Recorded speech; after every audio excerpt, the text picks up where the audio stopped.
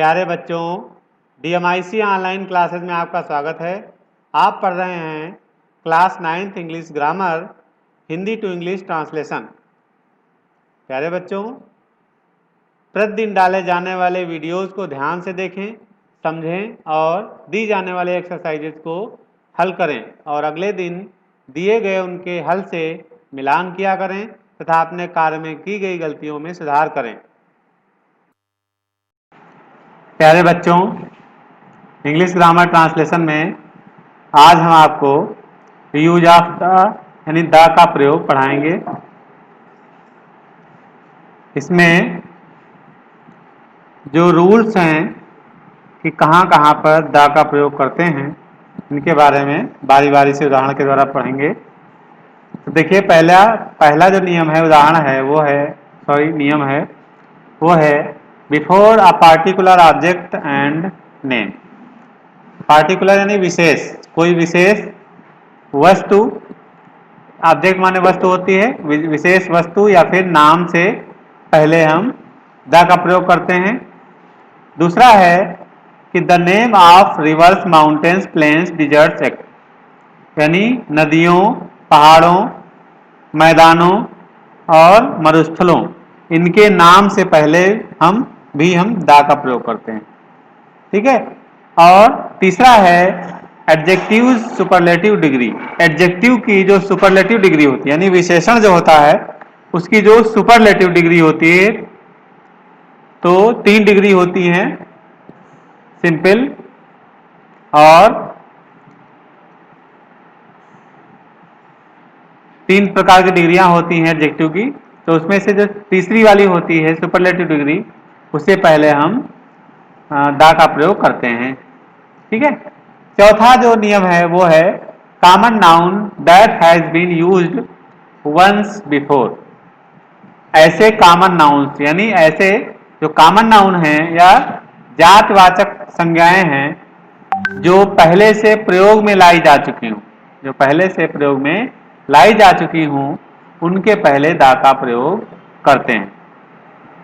तो इस तरह से हमने देखा कि हमें 4 पॉइंट मिले हैं और 4 पॉइंट में पहला है कि किसी विशेष वस्तु या नाम से पहले, किसी विशेष वस्तु या उसके नाम से पहले, और नदियों, पहाड़ों, मैदानों और मरुस्थलों के नाम से पहले, एडजेक्टिव की सुपरलेटिव डिग्री से पहले, और ऐसे कॉमन नाउन, ऐसे जातवाचक संज्ञाओं से पहले जिनका उपयोग पहले एक बार हो चुका हो, उनसे पहले करते हैं। तो आइए उदाहरणों के द्वारा हम इन्हें समझने का प्रयास करते हैं।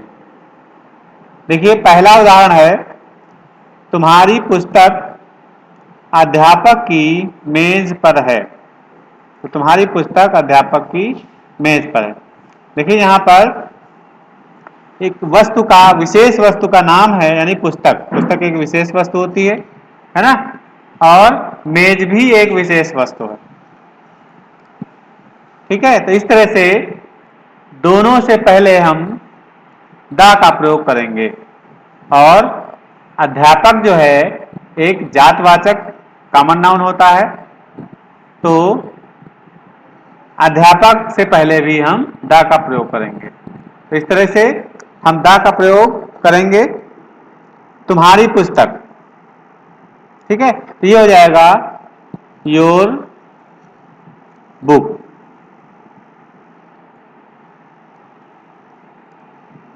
Your book. देखिए, यहां पे बुक से पहले द का प्रयोग नहीं करेंगे क्योंकि यहां पर बुक से पहले रिलेटिव प्रोनाउंस लगा हुआ है, तुम्हारी पुस्तक, इसलिए यहां पर द का प्रयोग की जरूरत नहीं है ना। जहां पर रिलेटिव प्रोनाउंस लगे होते हैं किसी नाउन से पहले, तो वहां पर फिर द का प्रयोग नहीं करते हैं। ठीक है। तो ये हो गया your book is. Your book is, आपकी पुस्तक है, कहां पर है? अध्यापक की मेज पर। तो द टेबल, बुक के लिए द टेबल लगाएंगे, मेज के लिए योर बुक इज, और ऑन लगाएंगे पहले, on the table, your book is on the table, और किसकी टेबल पर? अध्यापक की, ऑफ द टीचर। देखिए ये हो गया आपका, दो जगह लगा है।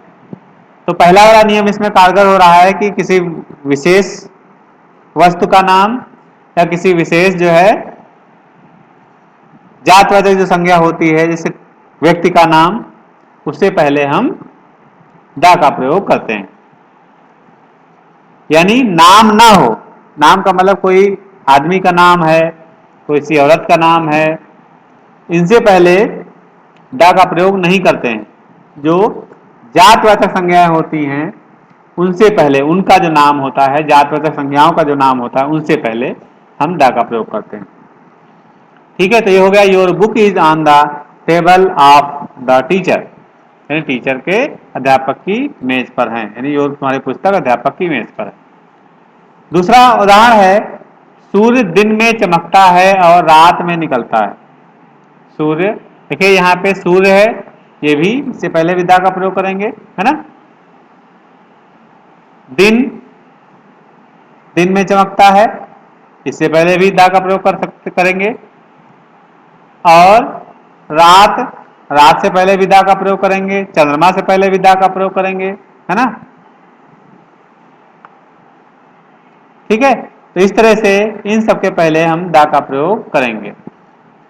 ये भी जो है पहले वाले नियम के हिसाब से है ना। पहले वाले नियम के हिसाब से, या दूसरा वाला नियम ये कह सकते हो, उसमें हमने पिंड वगैरह नहीं जोड़ा है ना, ये भी कह सकते हो।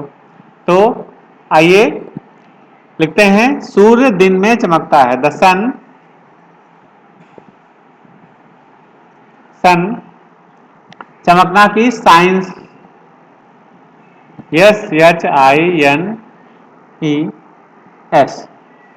साइंस, शाइन माने चमकना, और साइंस में चमकता है। The sun shines in the day, the sun shines in the day, है ना, दिन में चमकता है।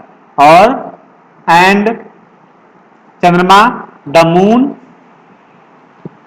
मून निकलता है, निकलना की राइज, राइज होती, राइजेज हो जाएगा, the moon rises in the night, night means रात, ये हो गया, रात में निकलता है। The sun shines in the day and the moon rises in the night. इस तरह से द का प्रयोग हमने किया दूसरे उदाहरण में। तीसरा उदाहरण है, आकाश नीला। देखिए आकाश जो है ये नाउन है, इससे पहले हम प्रयोग करेंगे द का, तो क्या लिखेंगे? The sky is blue, the sky is blue, आकाश नीला है। अगला उदाहरण है कि गंगा एक बड़ी नदी है। देखिए यहां पर दूसरा वाला नियम है, गंगा, गंगा नाम है एक नदी का, इसलिए गंगा एक बड़ी नदी है, तो लिखेंगे the Ganga, the Ganga is a big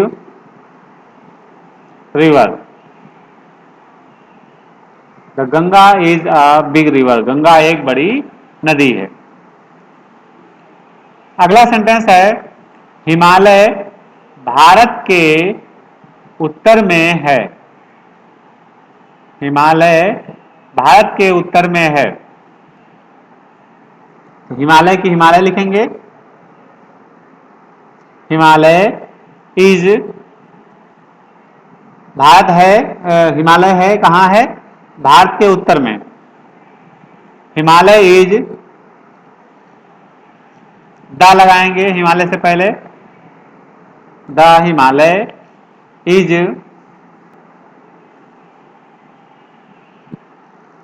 the Himalaya is to the north of, north दक्षिण में, देखिए यहाँ पे मे लगा हुआ है, लेकिन इसका मे का मतलब ये नहीं कि किसी का अंदर अंदर है नहीं, है ना, इसलिए टू लगाएंगे हम यहाँ पर मे के लिए। To the north of India.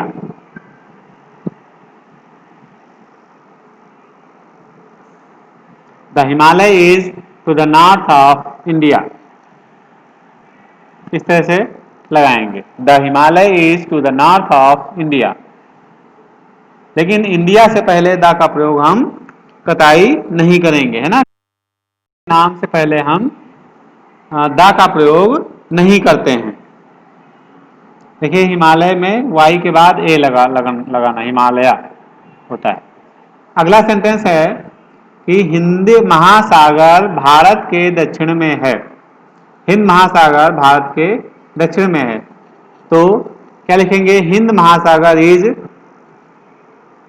The लगाएंगे, द हिंद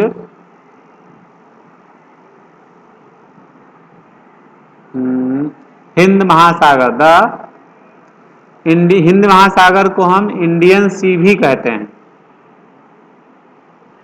हिंद महासागर को हम इंडियन सी भी कहते हैं, या हिंद महासागर ही लिख सकते हो।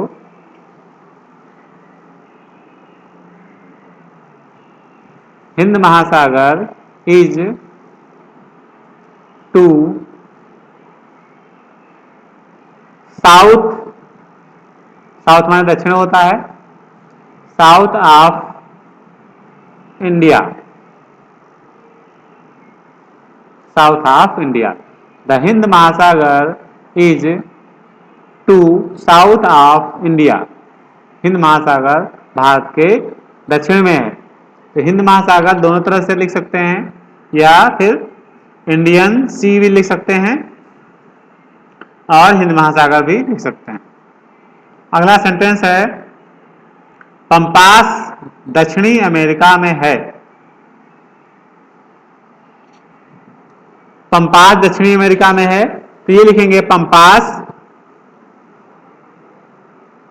पंपास इज, द लगाएंगे, the pampas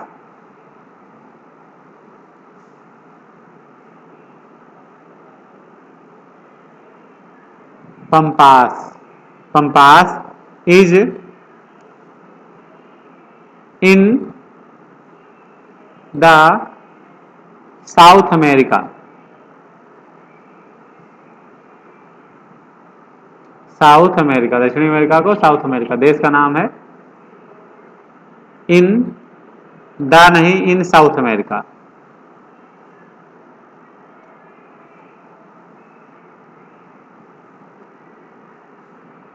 in South America, the Pampas is in South America, ये देश का नाम है, इसलिए इससे पहले द का प्रयोग नहीं करेंगे। पंपास जो है ये है, तो इस पंपास से पहले द का प्रयोग हम करेंगे।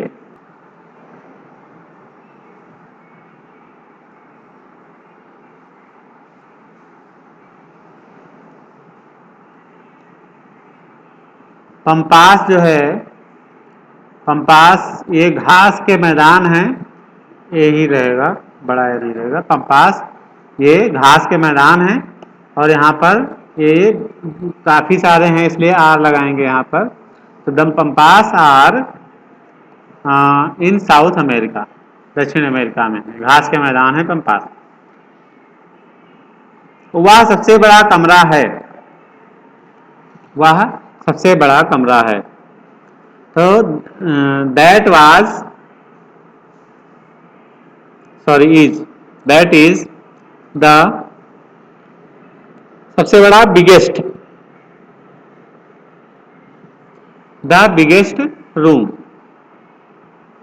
वह सबसे बड़ा कमरा है। That is the biggest room, वह सबसे बड़ा कमरा। देखिए यहाँ पर बिगेस्ट लगा हुआ है, ये जो है एडजेक्टिव की सुपरलेटिव डिग्री है ना। कंपैरेटिव डिग्री जो है वो बिगर होती है, और सुपरलेटिव डिग्री बिगेस्ट, बिग, बिगर, बिगेस्ट। हाँ, जो पॉजिटिव डिग्री होती है वो बिग होती है, और जो कंपैरेटिव डिग्री होती है वो बिगर होती है, और सुपरलेटिव डिग्री बिगेस्ट। तो इस सुपरलेटिव डिग्री से पहले हुआ, तो वह सबसे बड़ा कमरा है, that is the biggest room. Mahesh यहाँ का सबसे लंबा आदमी है। महेश यहाँ का सबसे लंबा आदमी है।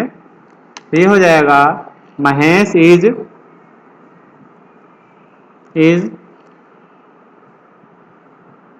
महेश इज सबसे लंबा आदमी। The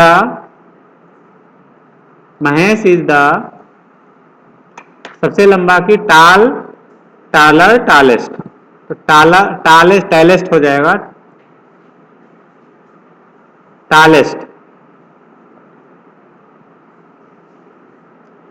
Mahesh is the tallest man. Mahesh is the tallest man of here.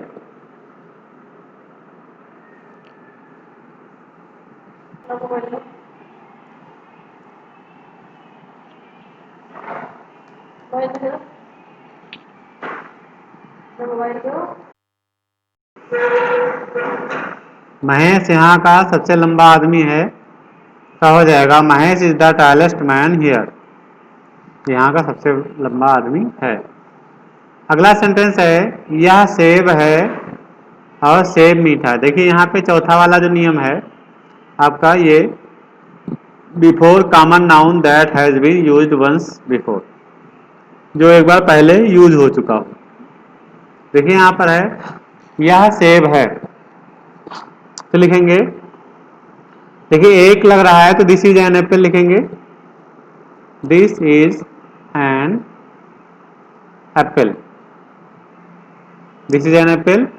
और सेब मीठा है। अब यहाँ पर जो है सेब चूंकि पहले यूज हो चुका है, इसलिए इसको लिखेंगे the Apple is sweet. The Apple is sweet, इस तरह से। यानी यदि कोई ऐसा कॉमन नाउन जो पहले यूज हो चुका हो तो उससे पहले हम द का प्रयोग करते हैं। ठीक है। दूसरा अगला सेंटेंस है कि वे गाय मेरी हैं और गाय भूखी हैं। तो लिखेंगे वे गाय, दोज काउज आर माइन। वे गाय मेरी हैं, दोज काउज आर माइन। ठीक है। अब काउज का प्रयोग पहले हो चुका है, इसलिए दोबारा करेंगे तो लिखेंगे the cows are hungry. The cows are hungry, गाय भूखी हैं। Those cows are mine, the cows are hungry, गाय भूखी हैं। इस तरह से आपने देखा कि द का प्रयोग हम कहाँ कहाँ पर करते हैं। एक बार फिर से देख लीजिए। ऐसी जो वस्तुएं हैं, जो विशेष वस्तुएं या विशेष नाम हैं, उनसे पहले हम द का प्रयोग करेंगे। नदियों, माउंटेन्स, प्लेन्स, डिजर्ट्स, है ना, और पृथ्वी, सूर्य, चंद्रमा, इनसे सबसे पहले हम द का प्रयोग करेंगे। एडजेक्टिव की सुपरलेटिव डिग्री से पहले द का प्रयोग करेंगे। और ऐसे कॉमन नाउन जिनका प्रयोग पहले हो चुका हो, उनसे पहले हम द का प्रयोग करेंगे। तो इस तरह से आपने द का प्रयोग पढ़ लिया। अब इसकी एक्सरसाइज दी जा रही है, एक्सरसाइज नंबर 5। इसे आप करके और ग्रुप पर डालें। आज के लिए इतना ही। Have a nice day. Thank you.